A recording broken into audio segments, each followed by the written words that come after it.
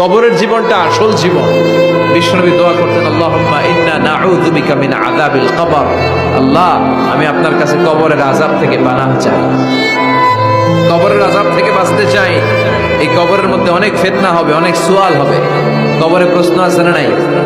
কথা বলেন। প্রথম প্রশ্ন জিজ্ঞেস করা হবে, মার রব্বুক, তোমার রব কে?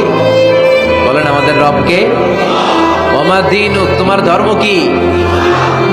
বিষ্ণুবীর চেহারা দেখিয়ে বলা হবে, তাআরিফু মান হাযার রাজুল, এই লোকটারে চিনো?